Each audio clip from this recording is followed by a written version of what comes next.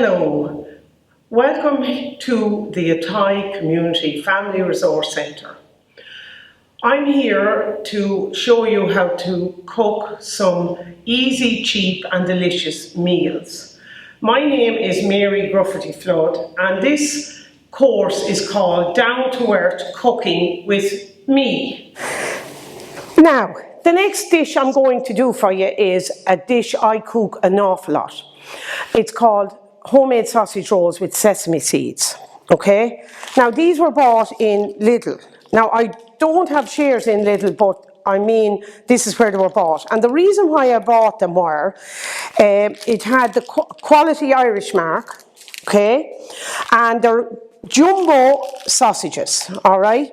And they have, there's 70% pork in them.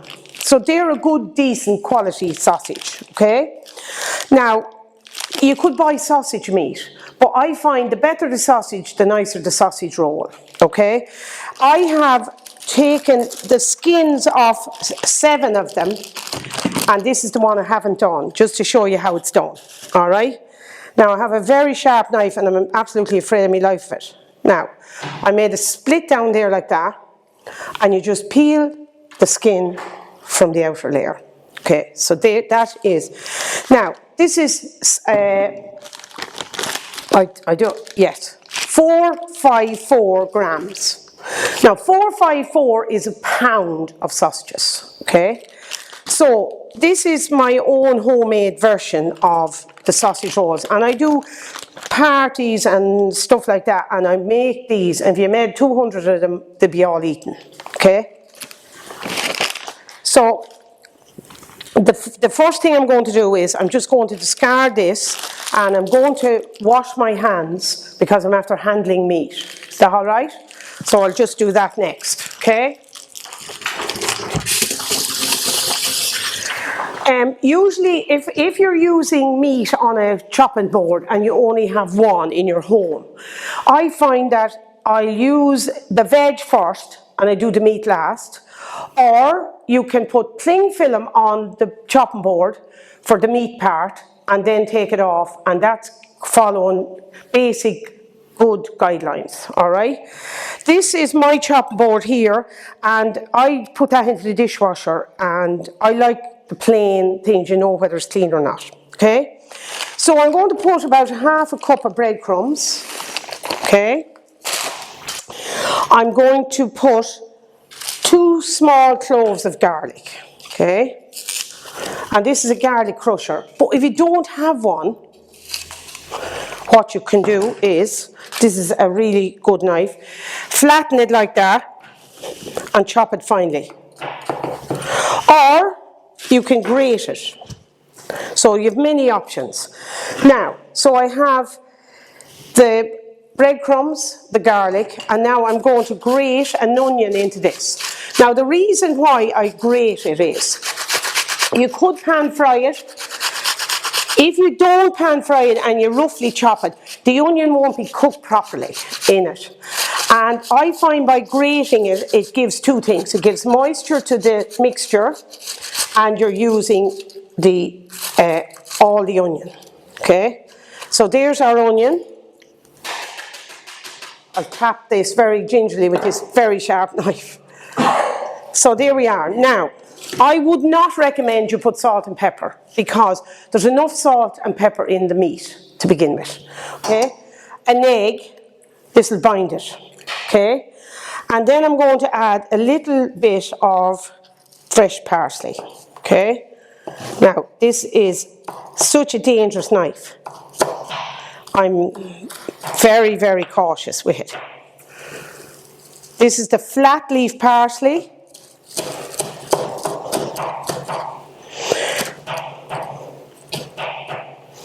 Right, so that goes in there. And I'm being very cautious here with this. Right? So now I didn't add salt and pepper. Here's my herbs du Provence again. Okay? About a half teaspoon. So there's the mixture. That's your basic mixture for the sausage rolls, okay? So now what I'm going to do is I'm going to mash all this together, okay? And I'm going to roll it out, just put them along with the rolled out pastry I got in Aldi yesterday, okay? I was very impressed with all the food I got there. I didn't need, apart from 2 items, I got every single thing in it. I thought that the guy that checked me out, I couldn't find fish for the fish pie, and he said, oh, I know where it is, and he left the cashier's thing, ran down and got it for me. And a couple of women helped me. I wanted fresh lasagna, and they knew exactly where to go to get it. So that's good, well laid out. Now there's your mixture, okay? Now I'm going to wash my hands again, okay?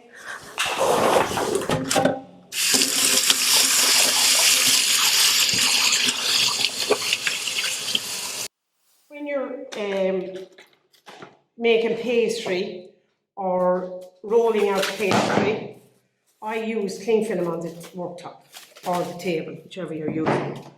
I find that it saves cleaning up. Right, so there we are. Now, this is, I've never used this before, but this was fresh puff pastry in Aldi yesterday. And a neighbour of mine saw me and she said, Mary, I thought you would be making it yourself. So I politely told her I couldn't waste my time that much because it takes about 8 hours to make puff pastry, okay? It's flour and water, and then it's like that. And then you pound the butter in squares. And over the next 8 hours, you lap it 32 times. So every lap is a puff. Well, I'm sorry, I have more to be doing than that. I know how to do it, but this bought stuff is as good as what you'd make it. And you can also buy all butter puff pastry. So, I mean, would you waste your time? I think this was like €1 something. So, that's exactly what I said to her. Okay?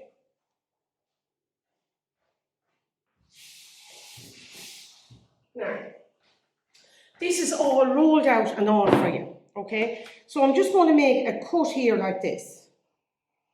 See that? And I'm going to put a line of sausage meat along each one of them.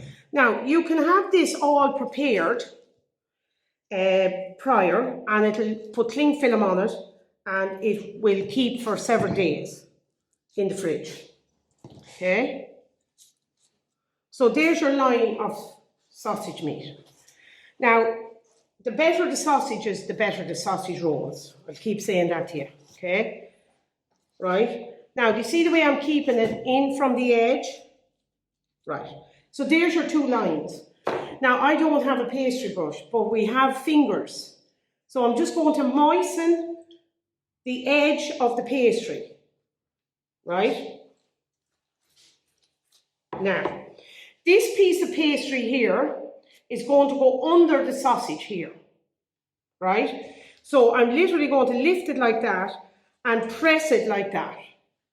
And the reason why I'm doing that is I don't want it to burst in the cooking. See the way I'm able to push it back like that and then roll it like that.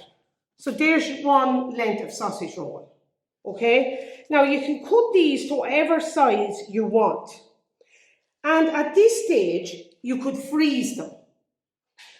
Right? I wouldn't glaze them if I was going to freeze them. Just freeze them as they are, but cut them to the size you want. And you'll be able to cook them from frozen. Okay? These are very versatile. Now, you could use 2 of them with your dinner, with veg and potatoes. You could use them small for starters. You can put them in the children's lunchbox because they're all homemade. Okay? Now, I'm going to go down along this with, see the way I'm just making a little arrow to the left, okay? That's just the design. And then I'm going to go on the way back the same way, see? Making them pretty looking. If you're freezing them, you can do this, just don't glaze them. And you glaze them with milk or with water, right? Now, these are, I don't know whether you know these or not, these are called sesame seeds, okay? And they have the Irish logo on them. You often get them on top of baps in the burgers. These are full of calcium. A teaspoon of sesame seeds is the equivalent to a pint of milk. So if you have a child that doesn't like milk, this is a great substitute for it. So you can add it to different things, the bread. And like this, we're putting these on the top of the sausage roll. Now, the brown bread is in, but I'm making these because these are cooked at the same temperature. Say for apple tart, you wouldn't be able to cook the two of them together. Apple tart is cooked at about 20 to 30 degrees less than this. So these are going to be cooked at 200. And there I'm cutting them at intervals, like bite size. They're very, very nice and they're well worth making. So you got 2, 4, 6, 9, 18 sausage rolls out of that amount for a pound of meat. So I think that's good value, right?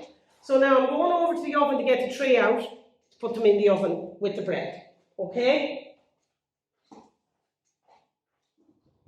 Oh, bread.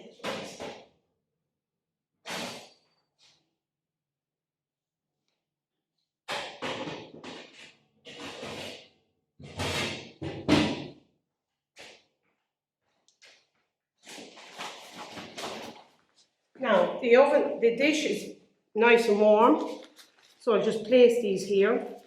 And these will take about 15 to 20 minutes to cook. Okay? And again, you could add cheese to the sausage meat if you wanted.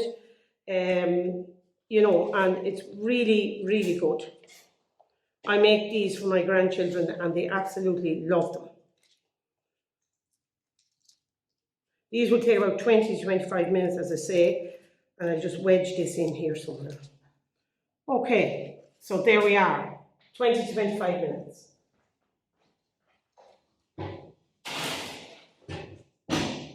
And now we're going to perfectly cook the humblest of food, 2 fried eggs. No run and no bursted yolks are allowed for this class. A foolproof fried egg. I'm going to do 2 fried eggs and I will not turn them in the pan, okay? So the first thing you do is put a decent bit of butter in the pan, okay? Like that, okay? Now if you're on a particular diet, you can use margarine or whatever, that's your own choice. Now you crack the egg on the worktop like that and just break it in like that. That's 1, 2. Now the reason why I'm breaking it on the worktop is a piece of shell could, when you crack it on the edge, can break the yolk, and that's what you don't want, alright? So I'm going to drop the 2 eggs in like that, right? I'm going to put 2 teaspoons of water in beside them. 1, 2. Right? I'm going to season it, salt and pepper, and I'm going to turn off the pan. Okay? I'm now going to very gently move in that yolk because I don't want to break it. Okay? Now, I will not need to turn them. Okay? When I was in first year in Scoil in Athy, we had 2 teachers called Miss Kyo and Sister Sumta. And I suppose to assess our skills, they gave us a cooking an egg competition. And I was one of the girls that seasoned the egg and I won the cup. So obviously they felt I had an empathy with a humble food like an egg. So you won't even need to turn this. The white needs to be white, no crustiness, no crispness, and you see the way I'm holding it up from the heat because there's enough heat in the pan to continue cooking. Now you see the way the water from the 2 teaspoons of, the moisture from the 2 teaspoons of water creates a vacuum that's cooking the egg. Okay? And that is a perfectly cooked egg. Okay? Simple as. Yep, very happy with that. Okay? So that's how to cook an egg very well. Alright? Enjoy with your experiments. Bye! And now, this is the end of this session, down to earth cooking with me. I hope that you have got some tips and that you will make good use of them. And I have really enjoyed myself. And if you send in a good response, they might bring me back for another one. Thank you. Bye-bye.